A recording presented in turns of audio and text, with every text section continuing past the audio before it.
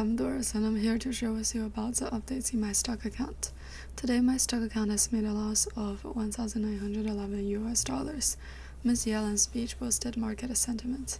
Investors ignored regulators to appease or weigh down risk or spillovers on the Credit Suisse AT1 bonds.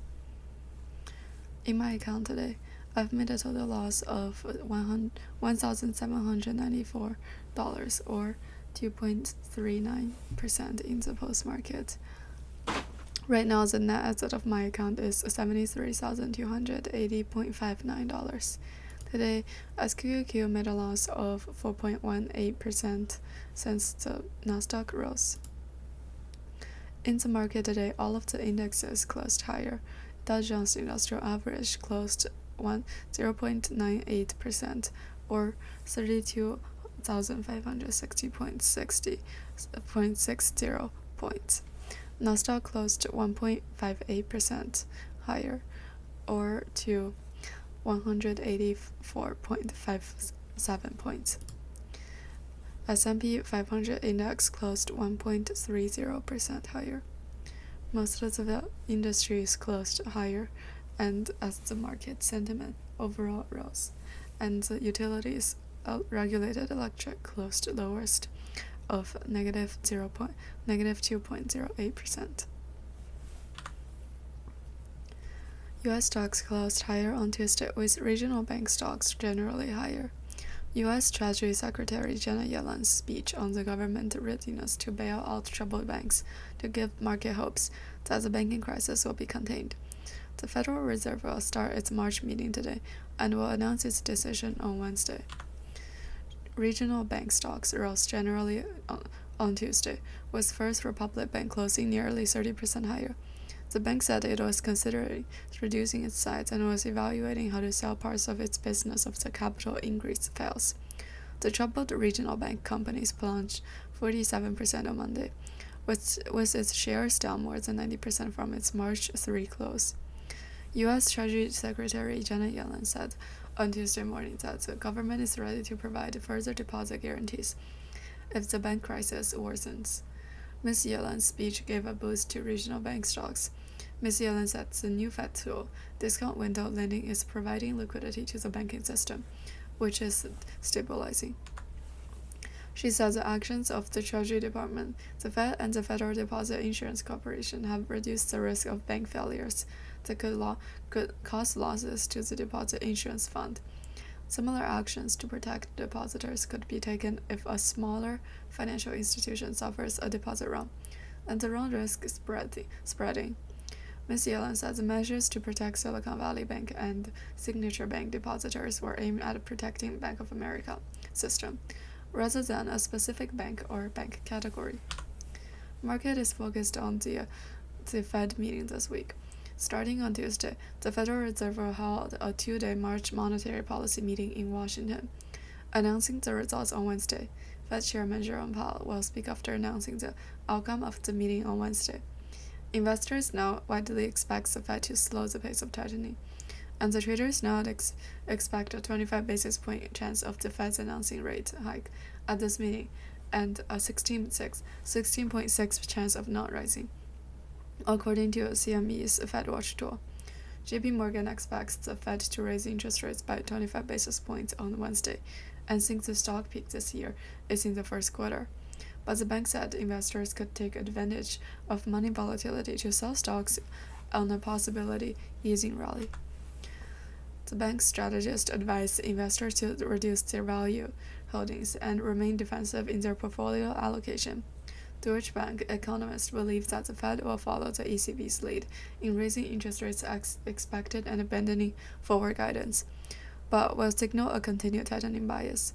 Ackman, founder of Pershing Square Capital Management, leading hedge fund, said the Fed should not raise benchmark interest rates this week, saying the banking crisis has had a significant tightening of financial conditions. Our banking system has some major shocks. RPL Financial Chief Economist Jeffrey Roach said, the risk of banking crisis contagion is rising, and could prompt the Fed to suspend the current rate hike cycle. But that's not our basic prediction. Our forecast is that the Fed could signal an end of rate hikes as the risk of a recession increases and the inflationary pressures fall. Investors ignore regulators to appease, write down risk, or spillover on Credit Suisse AT1 bonds. On Monday, although UBS's acquisition of Credit Suisse briefly reassured the market, investors immediately found that 16 billion Swiss francs supplementary capital bonds would be fully written out. This means that such bondholders will be forced to bear more losses than their shareholders. The situation shocked and angered the markets, causing more Asian banks to record the biggest drop on Monday. Bank of East Asia's 5.825 perpetual dollar note fell 9.4% to about 80 cents per dollar. HSBC's 2 billion ATI bond fell 10 cents to about 85 cents a dollar. Now, while regulators have come forward to reassure the market, investors are still sharply selling similar bonds from other European banks, with some analysts fearing the risk of a contagion. Regulators came to reassure the market. In an effort to calm market panic, the Eurozone top regulators, including the European Banking Authority, the ECB Banking Authority, and the Single Resolution Committee, have issued a statement saying that Tier 1 capital still bears losses ahead of AT1 bonds, suggesting that Credit Suisse may be exceptional. In a statement, European regulators said they welcome a series of comprehensive actions taken by the Swiss authorities, and that European banks are resilient with strong levels of capital and liquidity. The framework of the reform resolution proposed by the Financial Stability Board after the financial crisis establishes an order in which the shareholders and creditors of troubled banks should bear the losses. In particular, the statement states that ordinary equity instruments are the first to absorb losses and only require AT1 assets after they are fully used. This approach has been used in past cases and will continue to guide the actions of the SRB and ECB banking regulators in crisis intervention. AT1 bonds are now and will still be an important part of the capital structure of European banks. On the 21st, the Canadian financial institutions regulators also came forward to appease investors.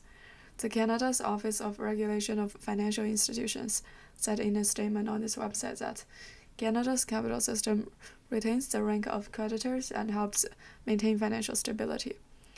OSFI also said that, according to the Canadian capital system, when banks without survival ability, other primary and secondary capital instruments will be in the form of respecting liquidation of bond grade into common stock.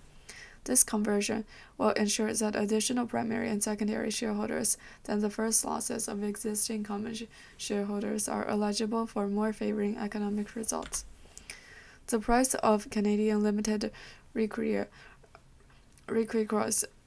capital notes fell 2% 2 cents to 5 cents before the OSFI announcement. The spread has widened by more than 60 basis points compared with the Friday's level. LRNS is another form of ATI bonds issued by financial institutions designed to act as a shock absorber in the financial system. If the banks are stuck, they can be converted into equity rights to replenish their capital. The Bank of England also said in a statement that UK banking system is well capitalized, funded, and is still safe and sound, adding that AT1 bonds ranked higher than common shares. Investors don't buy it. European bank shocks rebounded after European regulators emerged, but bond investors still declined and continued to sell AT1 bonds. Investors sold AT1 bonds issued by another European banks on Monday. AT1 bonds from UBS and Deutsche Bank fell more than 10 cents. ATI tender prices from Deutsche Bank, HSBC, and the BNP Paribas were also under pressure, and the Credit Suisse AT1 bonds fell to 1 cent. TradeWeb, the bank's AT1 bonds are also fell between 10 and 11 points on Monday, with yielding rise sharply. The yield on the UBS AT1 bonds, redeemable in January 2024, rose to 27% from just 12% on Friday. Funds tracking AT1 bonds also fell sharply. Invesco's AT1 Capital Bonds Exchange Traded Fund ended down 6% Monday, after falling more than 10%. Wisdom Tree, the AT1 Cocoa Bond ETF, closed down 9%. Kaisen, a bank credit analyst at ING Group, said, "The Swiss approach does not respect the hierarchy of bank creditors. The European regulator statement is certainly useful and necessary to reassure the markets, but it is unlikely to eliminate all the uncertainties in the tariff markets." RBN Group's chief investment officer said, "ATI bonds are now suffering a major crisis of confidence. Even at the best of the times in the past, it was difficult to value AT1 bonds, and now they have become a more problematic asset class. Some investors willing to take a similar risk could switch to stocks or higher-paying bonds," he said. "It is unusual for bonds to be fully written down and equity paid first. As a result, investors may need to understand more clearly what this means for the overall AT1 bonds market, which is bound to accompany a re-evaluation of the bonds," said Winnie Cesar, head of global credit strategy at Credit Suisse. Risk of infection. According to the analyst, the repricing process carries some contingent risks, as new AT1 bonds issues could fall into a deep freeze and banking price financing costs could rise sharply. Banner Capital Fixed Income Director, Catstree, Francesco Castelli, said, "The situation could indicate that the cocoa bond structure is badly designed and could be phased out."